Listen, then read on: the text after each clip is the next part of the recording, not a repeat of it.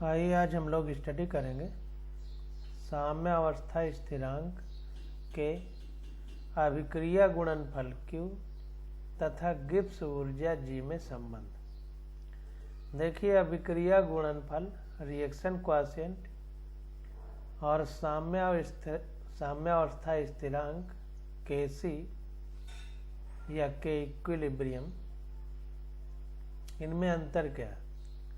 दोनों में अंतर ये है कि Kc सिर्फ साम्य अवस्था में अभिक्रिया की सांद्रताओं की गणना है।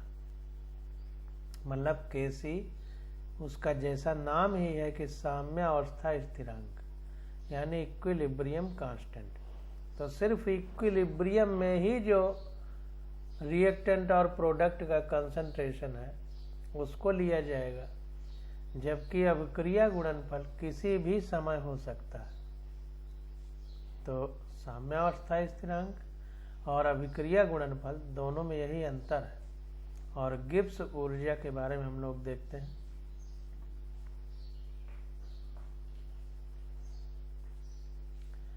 तो कह रहा है किसी अभिक्रिया के लिए Kc का मान यानी साम्यावस्था स्थिरांक का मान अभिक्रिया की गतिकी पर निर्भर नहीं करता है।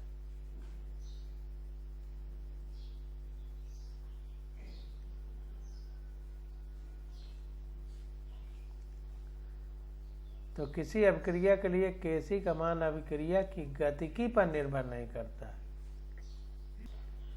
The value of Kc for a reaction does not depend on the rate of the reaction. कहने का मतलब यह है कि रिएक्शन की जो दर है उस बात से Kc का कोई लेना देना नहीं है इक्विलिब्रियम कांस्टेंट का। क्योंकि जब इक्विलिब्रियम कांस्टेंट निकाला जाता है तो हम लोग कंसंट्रेशन लिखते हैं, प्रोडक्ट के कंसंट्रेशन अपान रिएक्टेंट के कंसंट्रेशन। कहीं भी रेट रिएक्शन का नहीं आता है, इसलिए रिएक्शन के रेट पर निर्भर नहीं करता है। वैसे भी रिएक्टेंट का कंसंट्रेशन नीचे प्रोडक्ट का कंसंट्रेशन होता है। तो अगर हम रेट में लिखेंगे तो जैसे ऊपर प्रोडक्ट बन रहा है यानी फॉरवर्ड रिएक्शन का रेट, और नीचे रिएक्टेंट लिखा जाता है यानी बैकवर्ड रिएक्शन का रेट। क्योंकि प्रोडक्ट से जब रिएक्टेंट बनेगा तभी बैकवर्ड रिएक्शन होगी, और रिएक्टेंट से जब प्रोडक्ट बनेगा तभी फॉरवर्ड रिएक्शन होगी। तो फॉरवर्ड रिएक्शन अपान बैकवर्ड रिएक्शन, तो दोनों रिएक्शन के जो मात्रक हैं यूनिट, जैसे हम सामान्य वेग में रखते हैं मीटर प्रति सेकंड, वैसे अगर यहाँ हम कंसंट्रेशन के लिए रखेंगे तो कट जाएंगे ऊपर नीचे वाले, इसलिए रेट से मतलब नहीं है। तो इसीलिए कह रहा है the value of Kc for a reaction does not depend on the rate of the reaction. आगे कह रहा है कि जैसा कि आप एकक यानी चैप्टर 6 में पढ़ चुके हैं, यह अभिक्रिया की ऊष्मागतिकी विशेषता गिब्स ऊर्जा में परिवर्तन पर निर्भर करता है। तो ध्यान दीजिए कि जो Kc की वैल्यू है यह गिब्स एनर्जी जो है G, तो उस पर निर्भर करता है। यह अभिक्रिया की ऊष्मागतिकी विशेषता गिब्स ऊर्जा में परिवर्तन पर निर्भर करता है। अब देखिए आगे कह रहा है कि यदि डेल्टा G ऋणात्मक है तब अभिक्रिया स्वतः परिवर्तित मानी जाती है तथा अग्र दिशा में स्वतंत्र है। तो देखिए डेल्टा G के बारे में हम लोग ऊष्मागतिकी यानी थर्मोडायनेमिक्स में भी पढ़ चुके हैं। तो ये सब चीज़ें हमको पता है कि यदि डेल्टा G ऋणात्मक है तब अभिक्रिया स्वतः परिवर्तित होगी तथा अग्र दिशा में संपन्न होती है। यदि डेल्टा G धनात्मक है तब अभिक्रिया स्वतः परिवर्तित नहीं होगी। इसकी बजाय प्रतीप अभिक्रिया यानी बैकवर्ड रिएक्शन है तो डेल्टा G ऋणात्मक होगा। तो देखिए अगर डेल्टा G धनात्मक है तो बैकवर्ड रिएक्शन के लिए डेल्टा जी ऋणात्मक होगा, यानी फॉरवर्ड के लिए धनात्मक होगा। तो इस वजह से अग्र अभिकारक के उत्पाद अभिकारक में परिवर्तित हो जाएंगे। तो कुल मिलाकर के उत्पाद अभिकारक में परिवर्तित होने लगेगा, यानी बैकवर्ड दिशा में रिएक्शन चलने लगेगी। यदि डेल्टा जी शून्य हो तो अभिक्रिया साम्य अवस्था को प्राप्त करेगी। अगर डेल्टा जी शून्य है तो इक्विलिब्रियम प्राप्त होगा। तो इस ऊष्मागतिक तत्व की व्याख्या इस समीकरण से की जा सकती है। तो देखिए नीचे समीकरण दे दिया है, delta G equal to delta G naught plus R T L N Q, ये इक्वेशन है। जबकि डेल्टा जी नॉट मानक गिब्स ऊर्जा है, जो डेल्टा जी नॉट है ये स्टैंडर्ड गिब्स एनर्जी है। ऊष्मागतिकी यानी थर्मोडायनेमिक चैप्टर में हम लोग इसको सब पढ़ चुके हैं।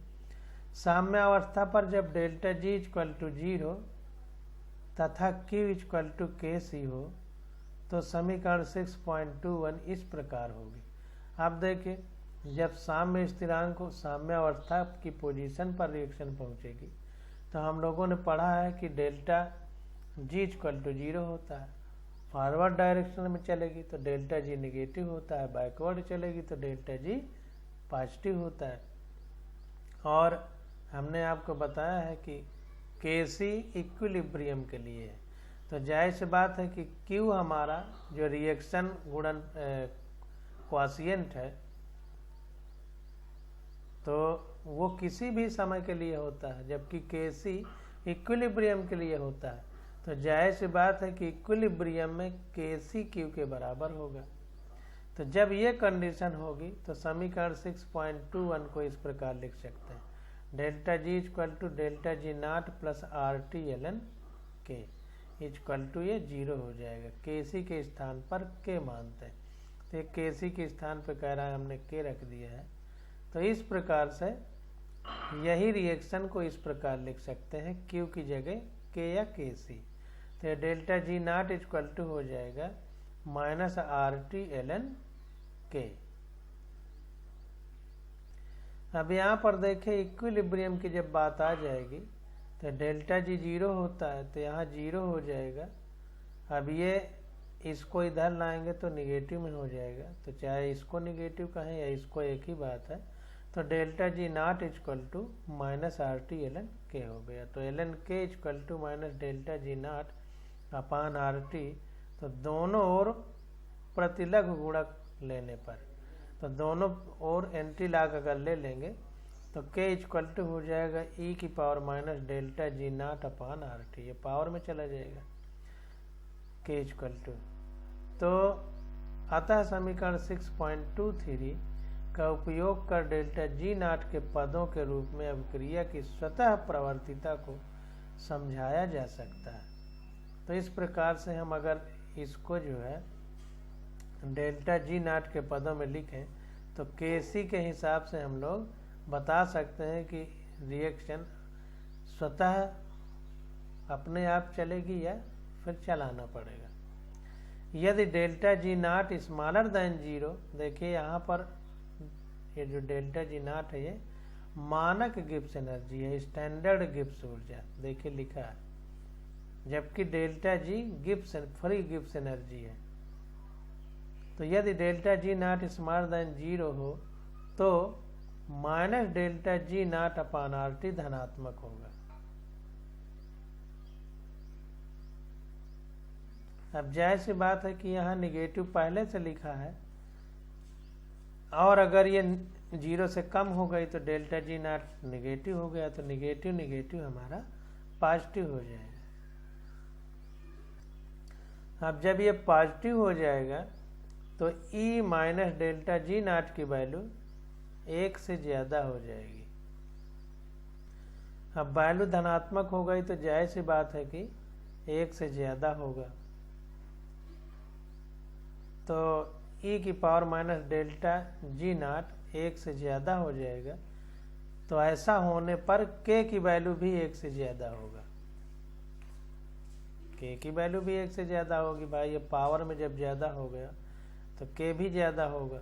तो अभिक्रिया की स्वतः प्रवर्तिता को दर्शाता है। तो जब के की वैल्यू ज़्यादा है, e की power minus delta G not की वैल्यू 1 से ज़्यादा है, तो ये हमको बताएगा कि रिएक्शन ऑटोनॉमस है, स्वतः हो रही है। अतः अग्र दिशा में उस सीमा तक होती है जिससे कि उत्पाद आधिक्य में बने। तो ध्यान दीजिए कि अगर डेल्टा जी की वैल्यू ऋणात्मक है तो हमने पहले ही पढ़ा है कि स्वतः अपने आप क्रिया होने के लिए फॉरवर्ड दिशा में डेल्टा जी निगेटिव होना चाहिए। तो जब डेल्टा जी निगेटिव होगा तो रिएक्शन स्वतः चलेगी, और जब डेल्टा जी निगेटिव होगा तो ई की power minus delta G not 1 से ज़्यादा होगा, और के भी 1 से ज़्यादा हो जाएगा, क्योंकि ये फार्मूला है। भाई ये पॉजिटिव होगा, निगेटिव होगा डेल्टा जी, तो निगेटिव तो पहले से लगा है तो पॉजिटिव हो जाएगा। तो ई की वैल्यू 1 से ज़्यादा होगी, और जब ई की वैल्यू 1 से ज़्यादा होगी तो के की वैल्यू भी 1 से ज़्यादा होगी, क्योंकि के इक्वल टू ई की power minus delta G not upon R T. अब इसी प्रकार से अगर डेल्टा जी नॉट की वैल्यू 0 हो तो minus delta G not upon R T ऋणात्मक होगा। तो ध्यान दीजिए कि अगर डेल्टा जी नॉट की वैल्यू ज़्यादा है तो minus delta G not upon R T ऋणात्मक होगा। ऋण तो पहले से लगा है, और ज़्यादा होगी वैल्यू तो 1 2 3 4 5 कुछ होगी, तो नेगेटिव बना रहेगा, इसलिए वैल्यू टोटल ऋणात्मक आ जाएगी। यदि ई की power minus delta G not upon R T 1 से कम है तो क्या होगा, ये टोटल वैल्यू ऋणात्मक होगी, तो के की वैल्यू 1 से कम होगी, क्योंकि के इक्वल टू ई की power minus delta G not upon R T है। तो पूरी देखिए, पहले ये पावर की बात कर रहा था, पूरी की बात कर रहा है कि पूरा ई की power minus delta G not upon R T 1 से कम है, तो होने पर के की वैल्यू 1 से कम होगी। तो अभिक्रिया की अस्वतः प्रवर्तिता होता है। यह अभिक्रिया अग्र दिशा में उस सीमा तक जाती है जिससे उत्पाद न्यूनतम बने, यानी कहने का मतलब कि अपने आप अग्र दिशा में नहीं जा पाएगी। तो ये सब चीज़ें हैं, तो इनको पूरा यहाँ से आप अंडरलाइन कर लीजिए। पहले तो ये फार्मूला ब्रैकेट में बंद कर लीजिए, इसको याद करना है, और इसके बाद ये पूरा यहाँ से लेकर के ये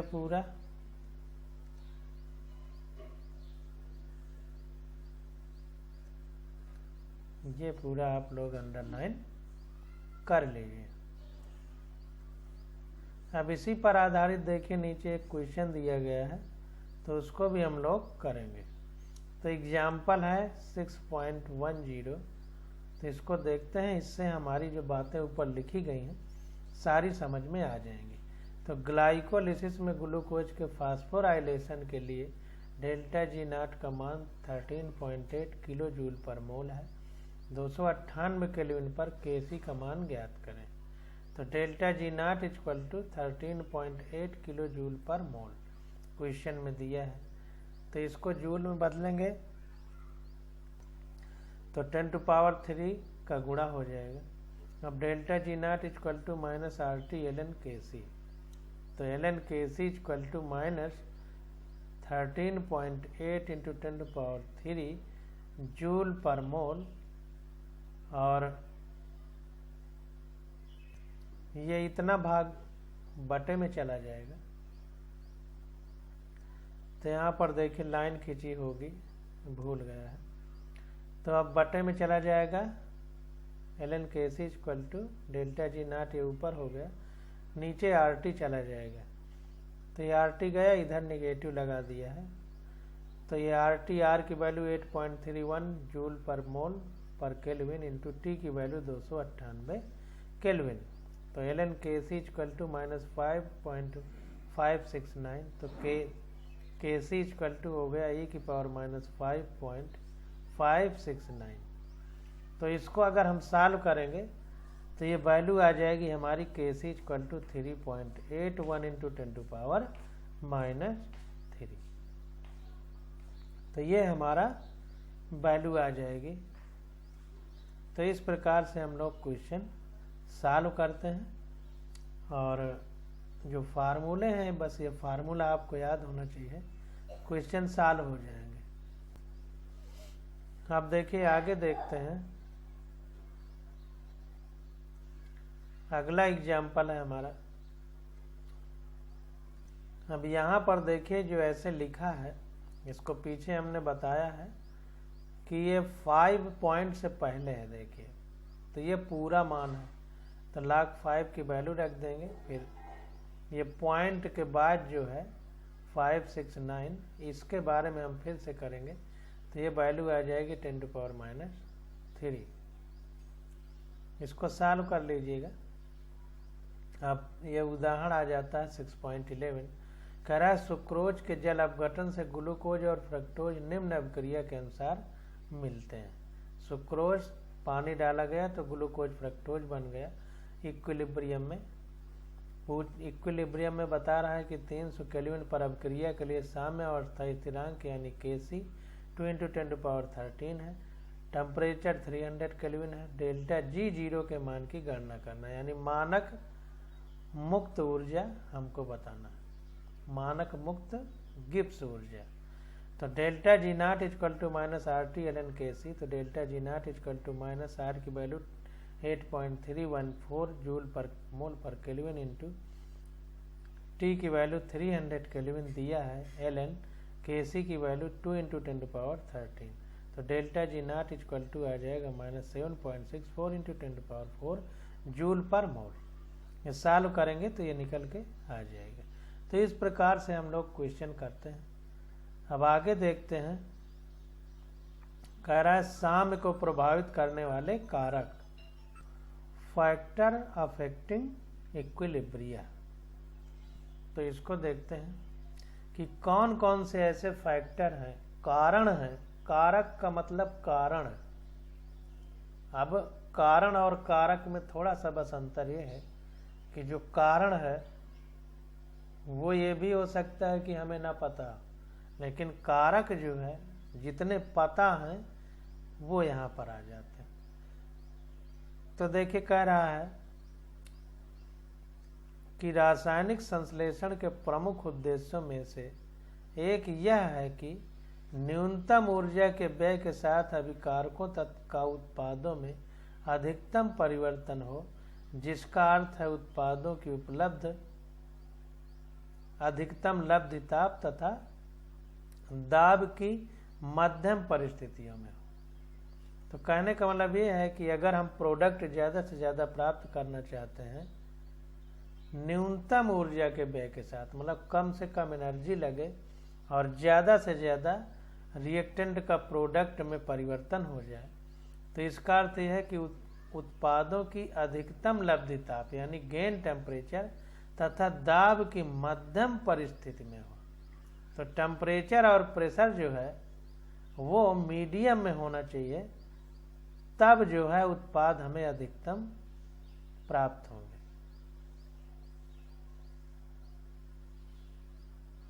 कह रहा है यदि ऐसा नहीं होता है, इसको चाहे अंडरलाइन कर लीजिए,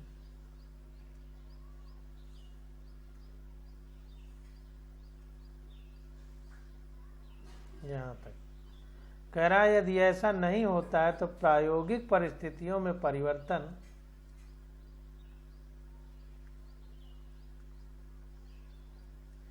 की आवश्यकता है कि जो हम प्रैक्टिकल कर रहे हैं उनकी परिस्थिति में यानी टेम्परेचर प्रेशर इन सब में चेंज करने की जरूरत है। कह रहा है जैसे एग्जाम्पल N2 तथा H2 से अमोनिया के संश्लेषण के हैबर प्रक्रम में प्रायोगिक परिस्थितियों का चयन वास्तव में आर्थिक रूप से महत्वपूर्ण है।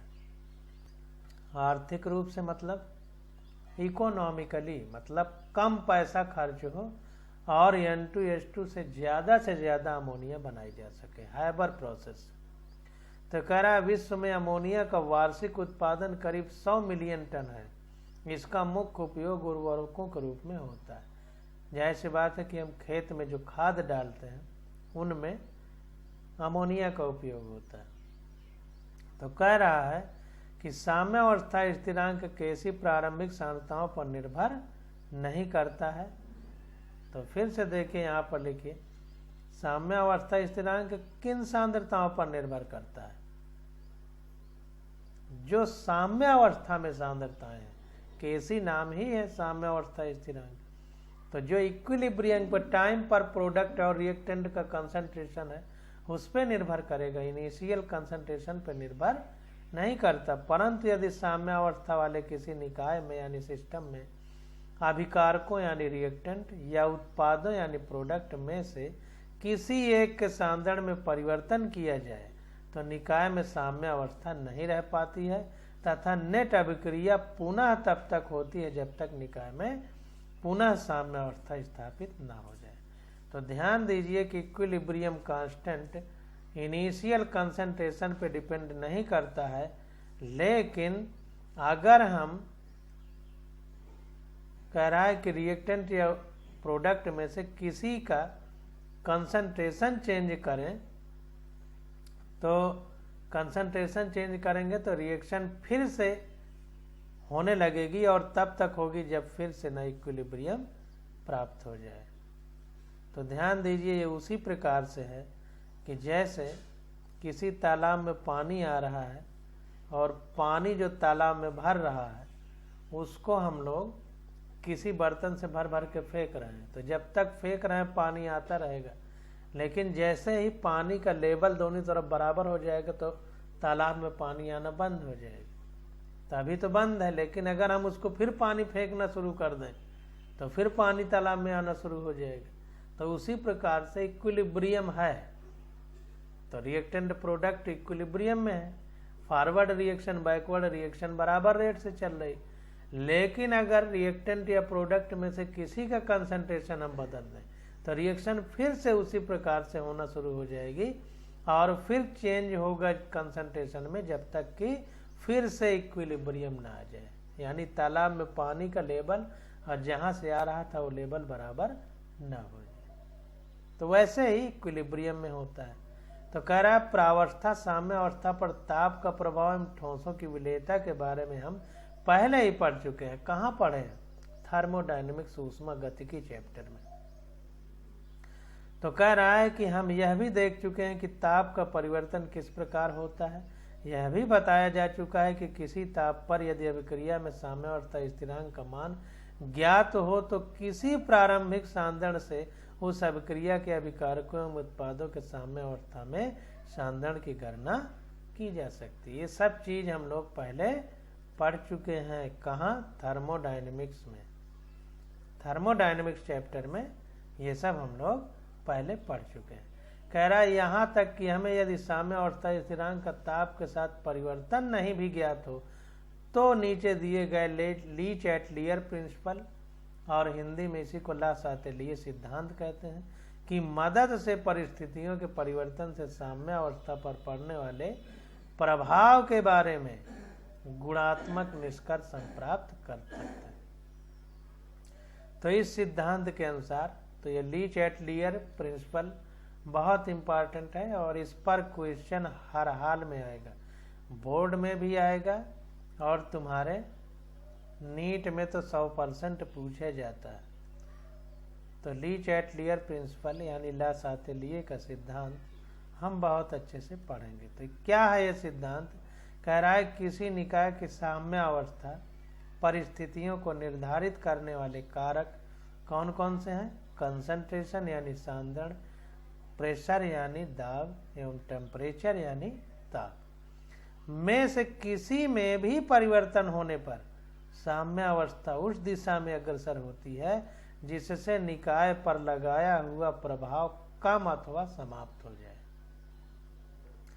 तो ली-चैटलियर प्रिंसिपल ने बताया हमको कि अगर कोई सिस्टम इक्विलिब्रियम में है और अगर इक्विलिब्रियम में टेम्परेचर, प्रेशर और कंसंट्रेशन इनको चेंज किया जाए तो फिर से इक्विलिब्रियम आ जाए, इस प्रकार से चेंज होता है रिएक्टेंट प्रोडक्ट या जिसमें भी परिवर्तन होना होता है।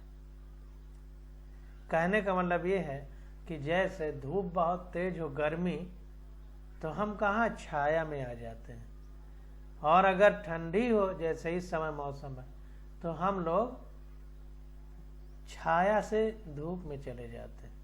तो चेंज किस प्रकार से हो रहा है? इस हिसाब से हो रहा है कि हम बॉडी की स्थितियों को मेंटेन रख सकें, बॉडी के इक्विलिब्रियम को मेंटेन रख सकें, न ज़्यादा ठंडी लगने पाए न ज़्यादा गर्मी लगने पाए। इसको मेंटेन रखने के लिए ठंडी में धूप में चले जाते हैं और गर्मी में छाया में चले जाते हैं, क्योंकि बॉडी का टेम्परेचर मेंटेन रहे या इक्विलिब्रियम में रहे, साम्य अवस्था में रहे।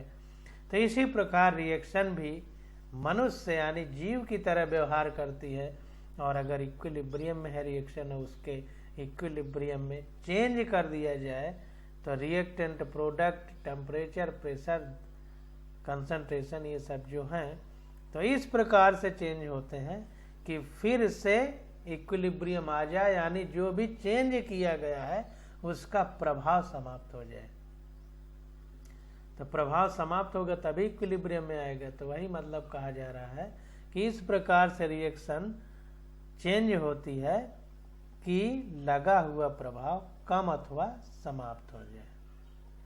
तो यह भी भौतिक एवं रासायनिक साम्य अवस्थाओं में लागू होता है। तो ये भी देखिए, फिजिकल एवं केमिकल दोनों इक्विलिब्रियम में लागू होगा। इसीलिए इस चैप्टर में को केमिस्ट्री में जरूर पढ़ा जा रहा है, लेकिन चैप्टर का नाम रासायनिक साम्य अवस्था यानी केमिकल इक्विलिब्रियम नहीं रखा गया है, केवल इक्विलिब्रियम रखा गया है चैप्टर का नाम। क्यों? क्योंकि फिजिकल और केमिकल दोनों प्रकार की स्थितियां साम्य अवस्था को मेंटेन कर सकती हैं, यानी फिजिकल और केमिकल दोनों प्रकार के इक्विलिब्रियम में होते हैं। इसलिए चैप्टर का नाम इक्विलिब्रियम रखा गया है। जबकि केमिस्ट्री में पढ़ रहे हैं तो केमिकल इक्विलिब्रियम होना चाहिए। तो चूंकि फिजिकल इक्विलिब्रियम भी होता है, इसलिए चैप्टर का नाम इक्विलिब्रियम रखा गया। कह रहा है एक साम्य मिश्रण के संगठन को परिवर्तित करने के लिए अनेक कारकों का उपयोग किया जा सकता है। बहुत सारे फैक्टर हैं जो किसी एक कंपोजिशन को चेंज कर सकते हैं। तो देखिए, निम्नलिखित उपखंड में हम साम्य अवस्था पर सांद्रण, दाब, ताप एवं उत्प्रेरक के प्रभाव पर विचार करेंगे। तो ध्यान दीजिए, फैक्टर तो बहुत सारे हैं जो चेंज कर देंगे इक्विलिब्रियम को, लेकिन हम लोग सिर्फ किसके बारे में पढ़ेंगे? कंसंट्रेशन, टेम्परेचर, प्रेशर एवं कैटालिस्ट। इनके प्रभाव का हम केवल स्टडी करेंगे इस चैप्टर में, यानी एनसीईआरटी में, और यही आपके नीट में पूछा जाएगा, यही आपके 10+2 के एग्ज़ाम में भी पूछा जाएगा, क्योंकि एनसीईआरटी में जो है वही पूछा जाता है। आप देखें, सांद्रण परिवर्तन का प्रभाव यानी effect of concentration change. Concentration को चेंज करेंगे तो इक्विलिब्रियम में क्या प्रभाव पड़ेगा? तो देखिए, सामान्यतः जब किसी अभिकारक यानी रिएक्टेंट या उत्पाद यानी प्रोडक्ट को अभिक्रिया में मिलाने या निकालने से साम्य अवस्था परिवर्तित होती है, तो इसका अनुमान ली-चैटलियर प्रिंसिपल के आधार पर लगाया जा सकता है। कैसे लगा सकते हैं? कह रहा है, यदि अभिकारक उत्पाद को मिलाने से कंसंट्रेशन यानी सांद्रण पर पड़े दबाव को कम करने के लिए अभिक्रिया उस दिशा की ओर अग्रसर होती है ताकि मिलाए गए पदार्थ का उपभोग हो सके। तो वेरी वेरी मोस्ट इम्पॉर्टेंट, जो भी चीज मिलाएंगे तो अभिक्रिया उस दिशा में बढ़ेगी कि वो उपयोग किया जा सके अभिक्रिया में। कहने का मतलब, जैसे अभिकारक बढ़ा दें रिएक्टेंट, तो रिएक्शन फॉरवर्ड दिशा में चल करके यानी अग्र दिशा में चल करके अभिकारक को उत्पाद में बना देगी, या उत्पाद की सांद्रता कंसंट्रेशन को बढ़ा दें तो अभिक्रिया विपरीत दिशा में चल करके बराबर मेंटेन करना चाहेगी, तो अभिकारक ज्यादा बना देगी। इस प्रकार से तो ये पहले नंबर को अंडरलाइन कर लीजिए, चाहे निशान लगा लीजिए। अब आगे देखते हैं, अभिकारक उत्पाद के निष्कासन से सांद्रण पर दबाव को कम करने के लिए अभिक्रिया उस दिशा में अग्रसर होती है ताकि अभिक्रिया से निकाले गए पदार्थ की पूर्ति हो सके।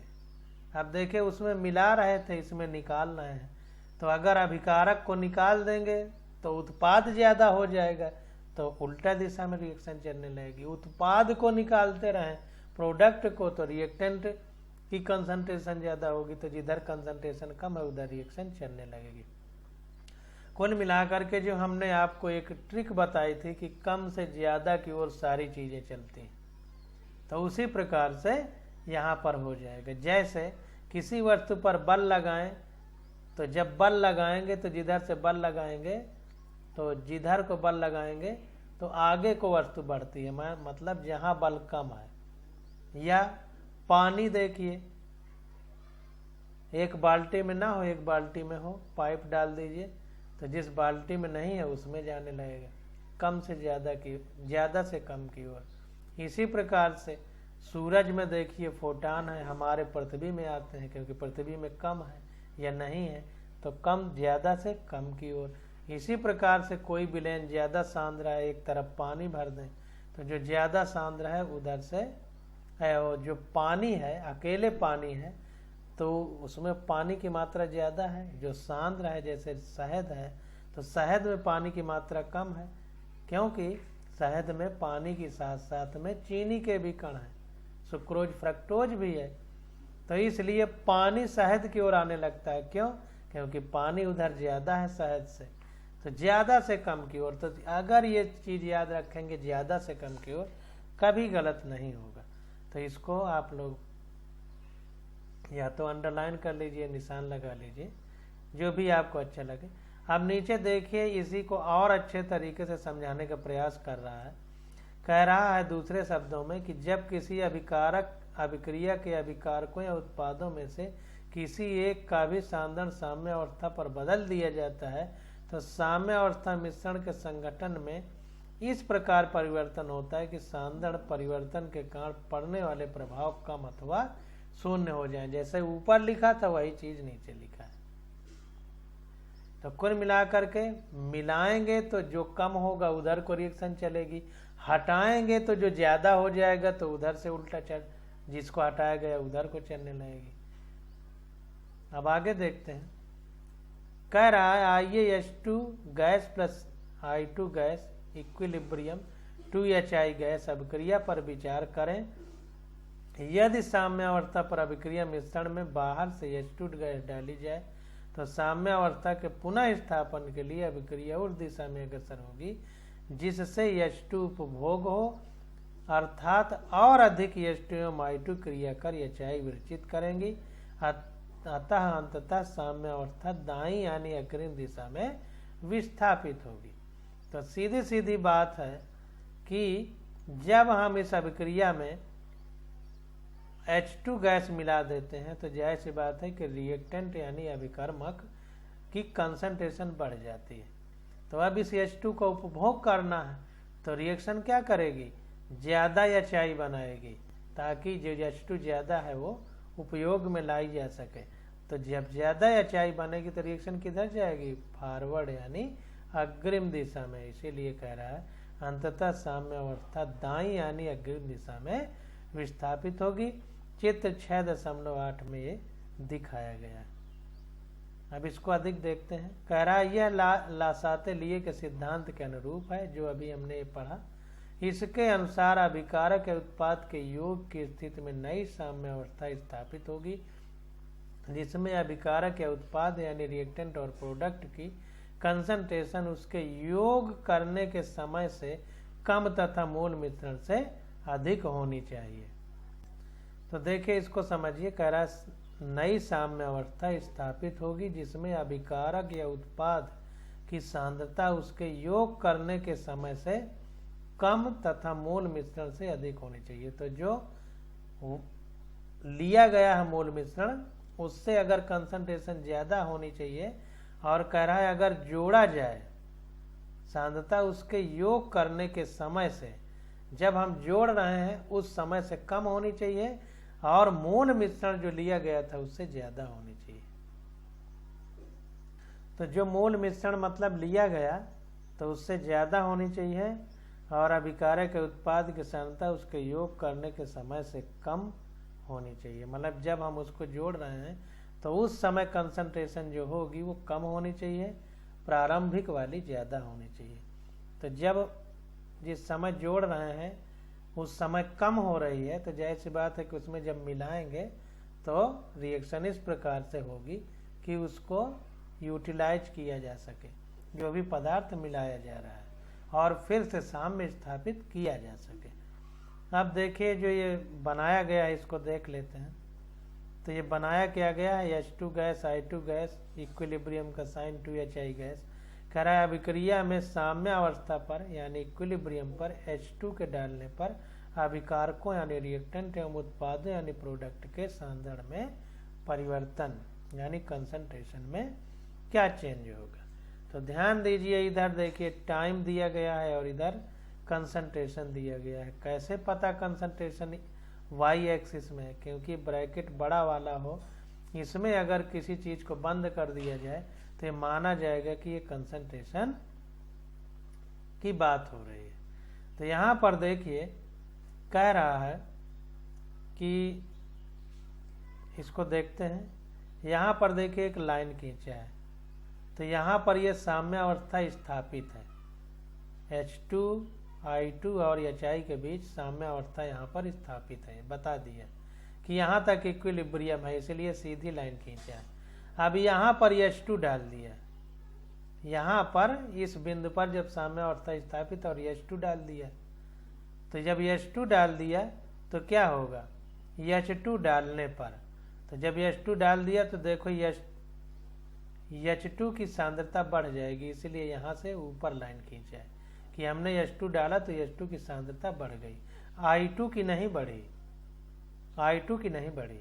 इसीलिए I2 में देखिए ये रेखा जहाँ से थी वहीं से खींचा है, या H2 में देखिए ऊपर उठा के खींचा है।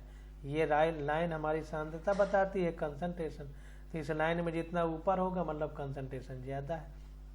तो H2 डाला गया है तो H2 का कंसंट्रेशन ज़्यादा है, इसलिए लाइन ऊपर बढ़ा के खींची गई है, और I2 उतनी ही है तो वहीं से खींची गई है। अब HI देखिए, HI में लाइन इस तरह खींची जा रही है, देखिए इस तरह से, मतलब जब H2 मिलाया गया तो अब H2 घटेगा, तो देखिए नीचे को खींचेगा। लाइन तो यहाँ से खींची गई लेकिन पहले कंसंट्रेशन ज़्यादा था, फिर धीरे धीरे धीरे धीरे कम हुआ, फिर साम्य अवस्था आ गई, यहाँ तक आया, फिर धीरे धीरे कम हुआ। ये कंसंट्रेशन जो यहाँ लिया गया मतलब H2 डाली गई तो बढ़ा, फिर धीरे धीरे H2 की मात्रा कम हुई, क्योंकि ये देखिए ग्राफ धीरे धीरे ऐसे घुमा के ला रहा है नीचे को, यानी समय के साथ H2 की कंसंट्रेशन कम हुई और फिर इक्विलिब्रियम आ गया। इसी प्रकार से I2 की कंसंट्रेशन कम हुई और फिर इक्विलिब्रियम आ गया, लेकिन HI की बढ़ी, देखिए ऊपर को ऐसे जा रहे हैं, तो इस रेखा में भी तो ऊपर को जाएंगे, जब ऐसे चलेंगे समय में भी आगे चलेंगे और ऊपर भी जा रहे हैं, मतलब समय के साथ कंसंट्रेशन बढ़ रही है और फिर सीधी रेखा हो गई, यानी इक्विलिब्रियम आ गया। तो जो H2 हमने डाला तो रिएक्शन क्या हुई, फिर फॉरवर्ड दिशा में चलने लगी, तो हमने अभिकारक बढ़ाया तो इसलिए रिएक्शन में HI बढ़ा, यानी उत्पाद की ओर रिएक्शन चली, यानी फॉरवर्ड दिशा में चलने लगी। अगर HI मिलाते तो HI के लिए नीचे ऐसे खींचते, इस तरह इसको खींचते और ये H2 और I2 बढ़ने लगता, उस तरह बनाते हैं। लेकिन यहाँ पर जैसे बनाया है किताब में वैसे हमने आपको समझा दिया। अब देखिए आगे देखते हैं क्या कह रहा है।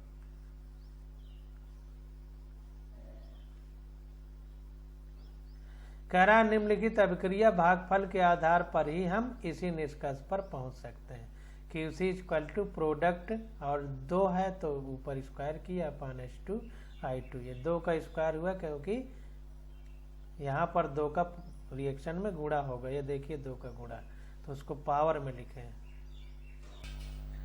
अब देखिए यदि साम्य अवस्था पर H2 मिलाया जाता है तो H2 बढ़ता है और QC का मान KC से कम हो जाता है। तो ध्यान दीजिए अगर हम H2 मिला दें तो ये H2 बढ़ेगा तो जाहिर सी बात है कि QC की वैल्यू कम होगी, क्योंकि नीचे वाला बढ़ेगा तो भाग देने पे उत्तर कम आएगा। इसलिए अभिक्रिया दाईं यानी अग्र दिशा की ओर अग्रसर होती है, अर्थात H2 तथा I2 घटता है और HI तब तक बढ़ता है जब तक QC = KC ना हो जाए, अर्थात नई साम्यावस्था स्थापित ना हो जाए। तो ये चीज हम लोग QC और KC के बारे में पीछे पढ़ भी चुके हैं और किस प्रकार से चेंज होता है ये यहाँ पर हमको पता चल गया। तो ध्यान दीजिए QC है, KC नहीं है।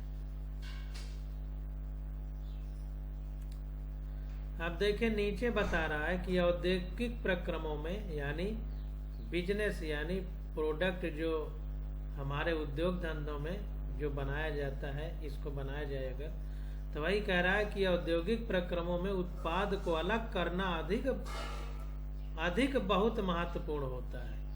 जब साम्य और अधिकतर बहुत महत्वपूर्ण होता है, क्योंकि उत्पाद को अलग करेंगे तो जितना अलग करते रहेंगे उत्पाद कम होगा, तो अभिकर्मक ज्यादा बना रहेगा तो रिएक्शन फॉरवर्ड दिशा में बढ़ती रहेगी। वही जैसे बताए कि तालाब से पानी निकालते रहेंगे तो पीछे से पानी आता रहेगा। तो जब साम्यावस्था पर किसी उत्पाद को अलग कर दिया जाता है तो अभिक्रिया जो पूर्ण हुए बिना साम्यावस्था पर पहुंच गई है पुनः अग्रिम दिशा में चलने लगती है। तो साम्यावस्था लाने के लिए फिर रिएक्शन आगे चलने लगती है। जब उत्पादों में से कोई गैस हो या वाष्पीकृत होने वाला पदार्थ हो यानी जो वेपराइज हो जाए तो उत्पाद का अलग करना आसान होता है। अगर गैस या कोई वेपर है, भाप है, तो उसको अलग करना अलग होता है। तो अमोनिया के औद्योगिक निर्माण में अमोनिया का द्रवीकरण करके उसे अलग कर लिया जाता है, जिससे अभिक्रिया अग्रिम दिशा में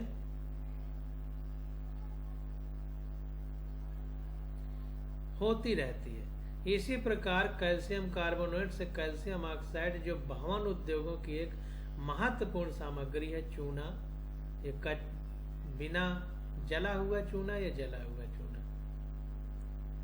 तो इसी प्रकार कैल्शियम कार्बोनेट से CaO जो भवन उद्योग की एक महत्वपूर्ण सामग्री है कि औद्योगिक निर्माण में भट्ठी से CO2 को लगातार हटाकर अभिक्रिया पूर्ण कराई जाती है। तो भट्ठी से CO2 लगातार हटा करके अभिक्रिया पूर्ण कराते हैं। यह याद रखना चाहिए कि उत्पाद लगातार हटाते रहने से QC का मान KC से हमेशा कम बना रहता है, जिससे अभिक्रिया अग्रिम दिशा में होती रहती है। तो ये चीज ध्यान देना है कि उत्पाद लगातार हटाते रहने से QC का मान KC से कम बना रहता है, जिससे क्या होता है, QC का मान KC से हमेशा कम बना रहता है, जिससे अभिक्रिया अग्रिम दिशा में होती रहती है। तो इस प्रकार से रिएक्शन होती है।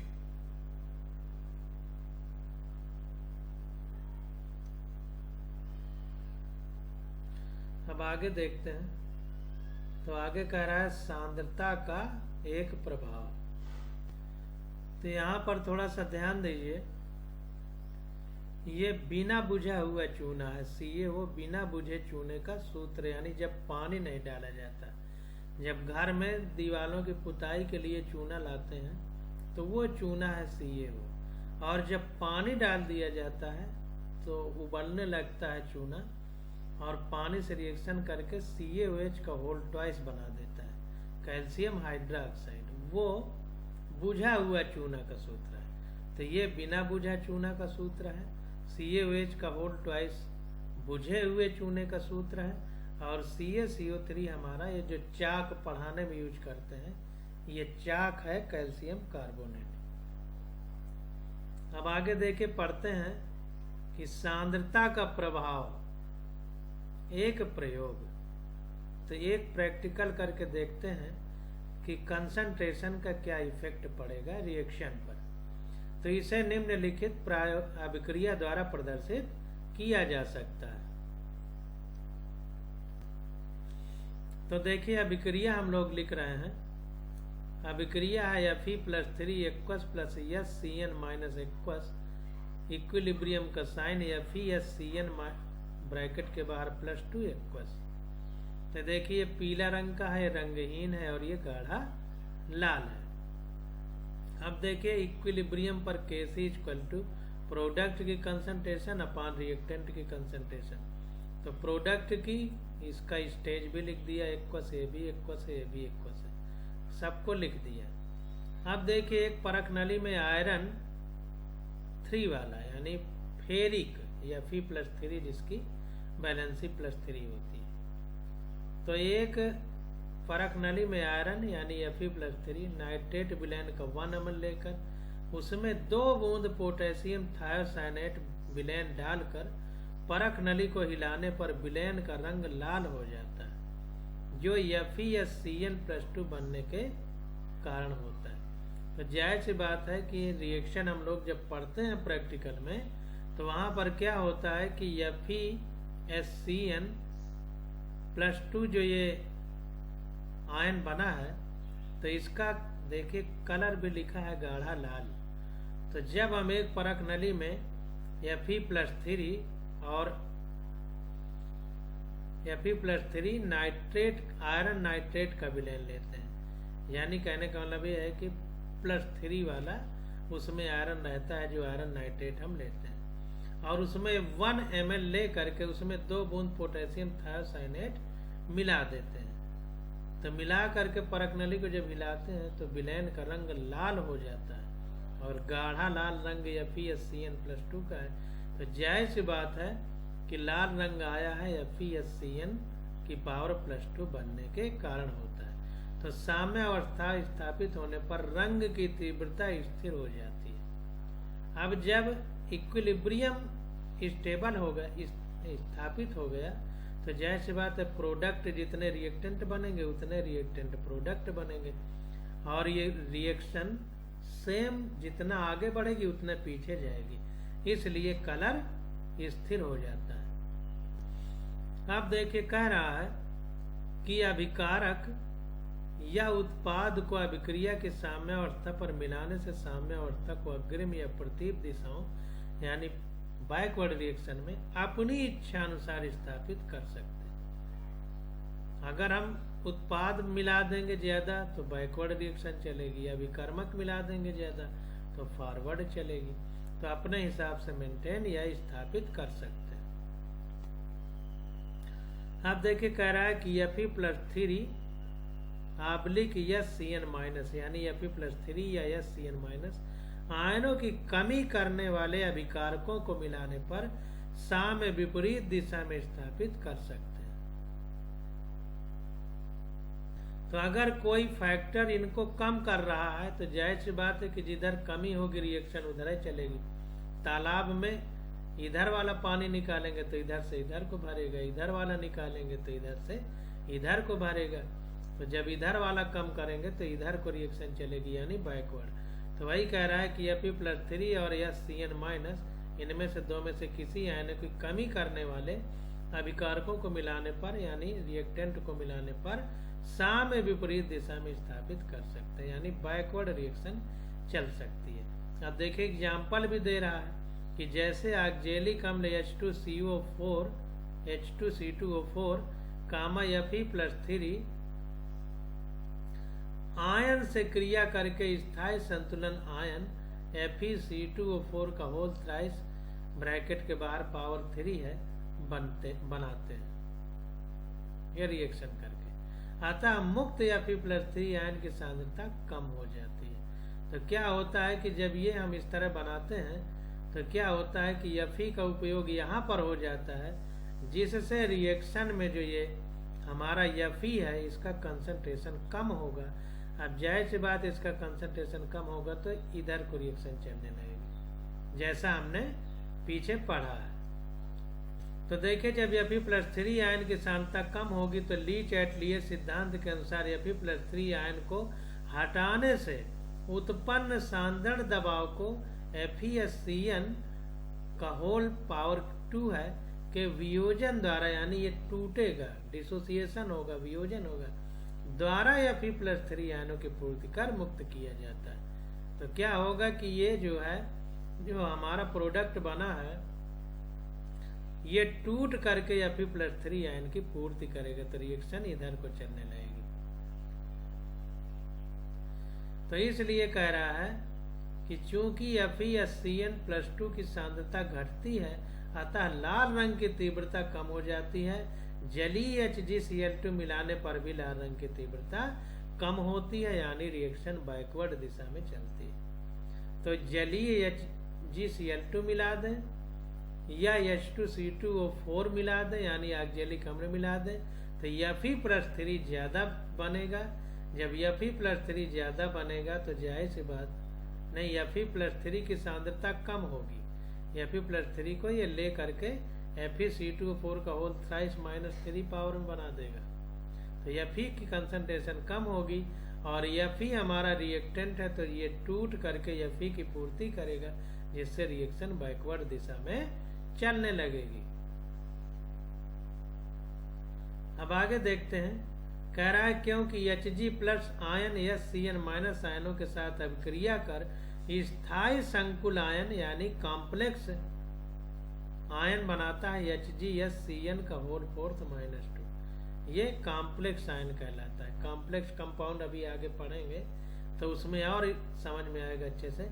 मतलब ये और मिल करके इतना जटिल ये कंपाउंड बना दिए कि इसको कॉम्प्लेक्स कहा जाता है। कॉम्प्लेक्स का मतलब जटिल। बनाते हैं मुक्त SCN- आयनों की कमी समीकरण 6.24 में साम्य को बाईं से दाईं ओर SCN- आयनों की पूर्ति हेतु विस्थापित करती है। तो कहने का मतलब ये है कि HgSCN-4 -2 में SCN आयन का उपयोग हो जाएगा। जब उपयोग हो जाएगा तो इधर SCN आयन की कम हो जाएंगे, तो जाहिर सी बात है कि इनकी पूर्ति के लिए रिएक्शन फॉरवर्ड दिशा में चलेगी। नहीं, SCN- कम होंगे। इसको देखते हैं। हाँ, यहाँ पर देखिए कह रहा है कि Hg+2 आयन SCN- आयनों के साथ अभिक्रिया कर स्थायी संकुल आयन बना देते हैं। तो इसका मतलब ये है कि जो मुक्त SCN- आयन है उनकी कमी हो जाती है, और कमी समीकरण 6.24 में साम्य को बाईं से दाईं ओर यानी SCN- आयनों की आपूर्ति हेतु विस्थापित करती है। तो जाहिर सी बात है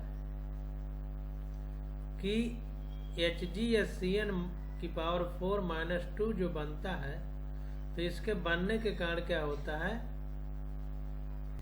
तो यहाँ पर देखिए जब SCN- की आपूर्ति कम होगी यानी SCN- आयन की कमी होगी, तो साम्य को बाईं से दाईं ओर SCN- आयनों की पूर्ति हेतु विस्थापित करती है। गलत लिखा है, बाईं से दाईं ओर, तो ये SCN- आयन की कमी होगी तो अभिक्रिया दाईं से बाईं ओर चलेगी, मतलब बैकवर्ड दिशा में चलेगी। दाईं से बाईं ओर यानी बैकवर्ड दिशा में। ये दायां है, ये बायां है, दाईं से बाईं ओर। इसमें देखिए गलत लिखा है,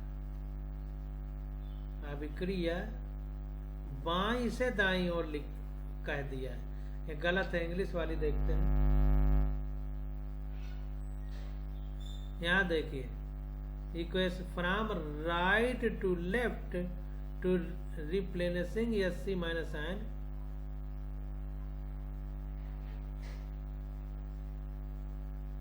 देखिए कह रहा है shift the equilibrium in equation 6.24 from right to left to replenishing या रिप्लेनिश SCN- आयन। तो राइट टू लेफ्ट यानी दाएं से बाएं चलेगी, क्योंकि SCN- की आपूर्ति को पूरा करना है। SCN- बाईं तरफ है, तो रिएक्शन दाईं से बाईं ओर चलेगी। इसमें गलत लिख दिया है, बाईं से दाईं, दाईं से बाईं ओर। इसको सही कर लीजिए, ये काट दीजिए, इधर हो जाएगा दाईं